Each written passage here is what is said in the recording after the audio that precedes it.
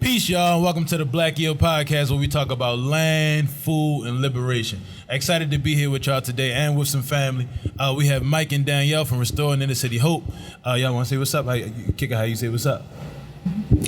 Peace, family. How y'all feeling? Boy, smooth. Hey. Smooth. They just smooth. They ain't gonna tell you that, but I'm gonna tell you that. So look, y'all, our topic for today is youth and liberation. So let's jump into it, man. We're talking about youth and liberation today. And before we even get started to dive in too deep, I want to give y'all some opportunity to talk about what your organization does, the kind of work you all on. So at the R.I.C.H program, man, we just number one, first and foremost, we lead with love, loving on these kids, man. That's something that's missing in our community. Is just love, man, joy and happiness. Right. You know, so we try to lead with that, bro, and we teach them entrepreneurship, financial literacy, which Brother Lee leads. Yeah. He's part of the R.I.C.H family as well. Family, Yep. So we do that conflict resolution. Just a lot of different things, life skills, leadership skills, and life skills that they can use throughout their life, growing up out here. Sure enough. You know, so thinking about the youth, bro, some people talk about, folks, elders in particular, but other folks as well, talk about the youth being a problem in America, right? Talk about, there's an old saying that the youth is wasted on the young, you know what I mean? They almost get seen as like second-class citizens, as if they're a barrier or obstacle whenever they're in the space, right? It's almost like the space completely changes and you got to make all these adjustments. I want to know, one, what's your thoughts on that, right? What's your thoughts on like the perspectives of young people inside of America, especially in the cities and neighborhoods like ourselves? I mean, well, the youth is the future, right? Absolutely. So we like it or not. Right. So that's just gonna happen whether we like it or not. So right. So it'll be in our best interest and our best bet to invest in them, to change what's going on out here in the world. Right. So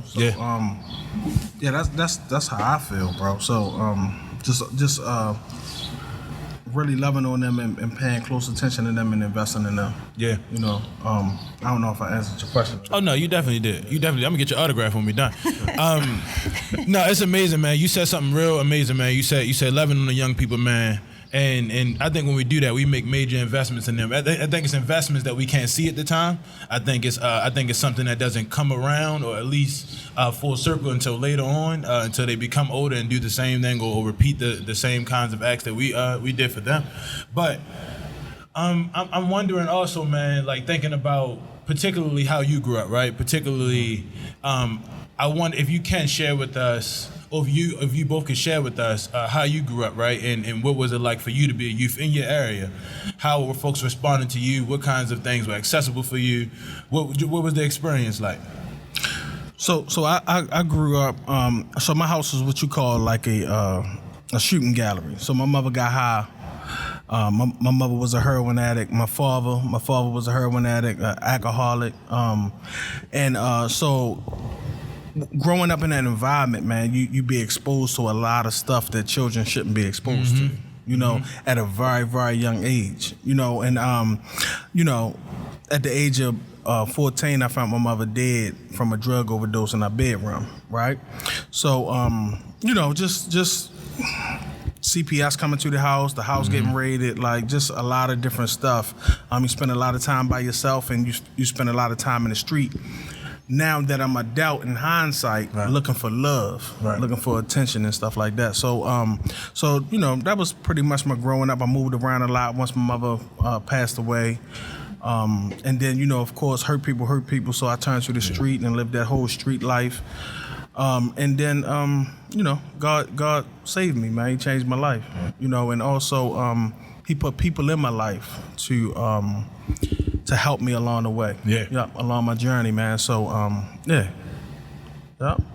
that's pretty much. And what about you, Danielle? I would say I always hate going after Mike because my story's so different. I was born and raised in Minneapolis, Minnesota, to a middle-class family.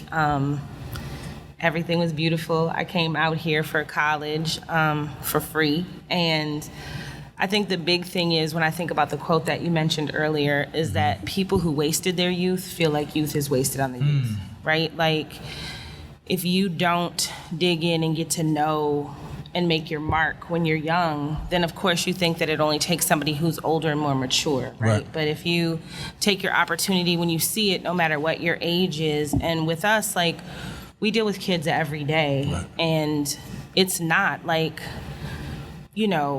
it takes like a measure of naivety, right, to go into the streets and to rally and to cry and to raise up. Like, there's a good reason that their joints don't hurt and they don't get tired, because they are the new wave of disruptors and the new wave of changers, and it's up to us to just continually pour into them instead of looking and being like, man, I wish that was me, or you're not doing this right. Like, they're not going to do it the way that we think is right, because we're 2 clicks away from what that is, right? So even though our backgrounds are extremely different, we still come together and do this same work. And for us, it gives us a lot of different perspectives and a lot of understanding of different kind of people and different messages that we're hearing, so that we can our focus is much broader, and that we're able to kind of like deal with all kinds of people and all kinds of kids to make the change that we can make.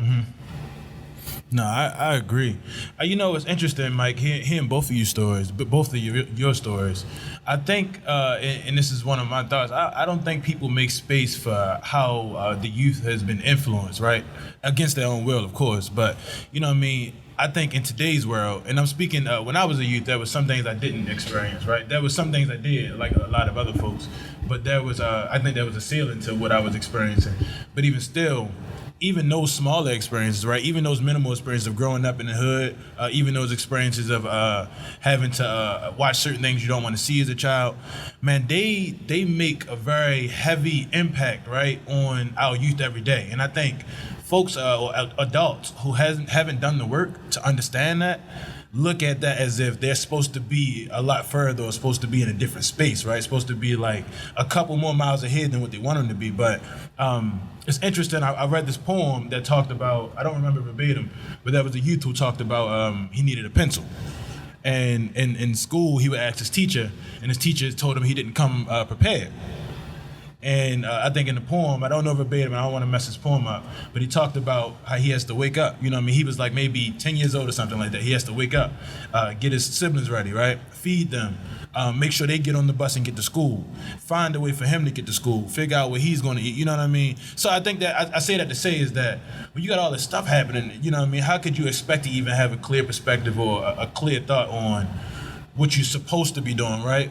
And I think it's more heavily focused on what needs to be done at the time, or what you feel like is right. You know what I mean? Yeah. Some of these things, man, that these children are going through will be mind blowing. Yes. Mind blowing. So, yeah, man. So when it comes to school, right? You get to school by 8:30. Yeah, about 8:30. Man, they didn't had a whole day before they even got to school. So you expect them to pay attention once they got to school, but the 50 things that they had to do, and it's they got to be to school at 8:30. Right. So the 50 things that they had to do before they even get to school, right, will blow your mind. Right. The average adult that get up, take a shower, get ready for work, and then go to work, like they don't even have to do what some of these kids have to do. Right. And then on top of that, hungry, yes, ain't sleep well. Right. Might be hot if it's the summer, might be cold if it's the winter. Like right, you just don't know. Rodents in the house, mice, rats. Right. Like you just don't know what these kids are going through until you really, really, really tap in with them, and then it will change your perspective on that. Right. Yeah. Right. No, that's powerful. Yeah. That's powerful. I'm interested, man. I'm thinking about, like, I used to work with youth myself a couple years ago. Of course, I still work with youth, but when I first started working with youth, I think the most, and y'all please chime in, I think the most shocking thing I've learned was like meeting their parents, right? I think that was the explanation to the behavior for me, right? So it's like, if I have a student in my class who might seem disruptive, right? Might seem like they're the actor out in the class. I also learned that they have 8 siblings. You know what I mean? That they pack themselves in a van and come here. I learned that they share shoes. You know what I mean? I'm learning that they, you know what I mean, sharing bowls of sugar in the morning. Essentially, you asking this kid to come here and sit down and pay attention, right? So I think what doesn't get highlighted when you paint that picture of the youth is like whose role, right? Who's doing what, and what are we doing to counter it, right? What are we doing to stop it? But Danielle, I want to jump to something you talked about. You talked about the youth having the joints. you talked about the youth having the joints to go out and be able to protest and do the things the elders actually can't do anymore. And I think as much as there might be criticism around the youth, I think we also have to highlight the fact that youth are like the heaviest part of the movement, right? And I think, you know, I mean, you talk about foot soldiers, you talk about the folks who are going to actually get on the ground and do the work that the elders used to do. Like they have to have that major role. And I guess one of my questions for you all is, how much of an impact do you think youth have on movements in our area, movements and different organizations doing work in our area, when they're like locked in and when you can actually channel and build relationships with them and be able to give them some guidance and move in the right direction?